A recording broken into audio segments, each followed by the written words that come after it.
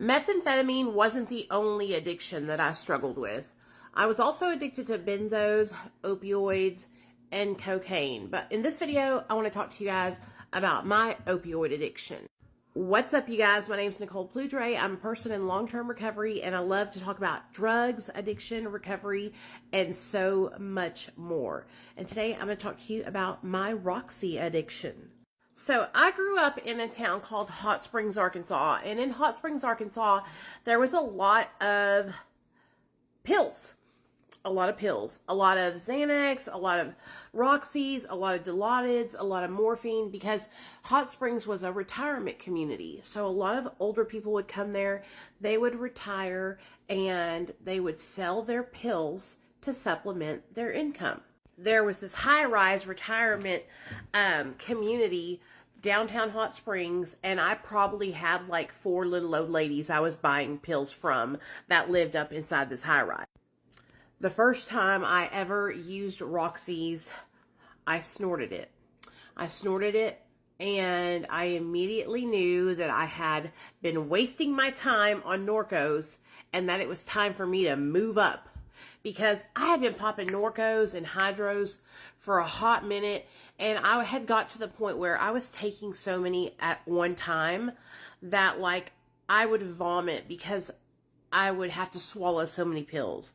And then I would have to go and fish them out of my vomit and retake them, because that's how serious I was about not wasting one bit. So when I switched over to Roxy's, I was, of course, snorting them. It wasn't until I got out of prison and paroled out to a sober living here in Little Rock that I met somebody who was shooting up Roxy's. And that is when I shot up Roxy's with my friend Ashley. Ashley later passed away from taking her own life. She actually hung herself, and it was fucking tragic. And I've had so many friends that they didn't die from overdoses. They died from taking their own lives, and they struggled with addiction for years, and they were just so unhappy. But anyways, that's when I switched to shooting Roxy's. And when I tell you guys, that's when I met my husband. I was shooting so many Roxy's. Me and Neil were actually, we had a friend who was writing us scripts, and we were just going to Walgreens, CVS, any pharmacy we could, and we were filling these scripts of, 90 Roxy's, 120 Roxy, like so many Roxycodone. This was before there was nasal Narcan. And so if you overdosed or anything, and you didn't have a way to help somebody, you had to call 911.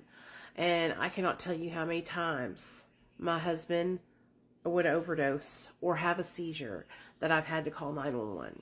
I've told you guys a couple of the stories. But that's a little bit about my opioid addiction.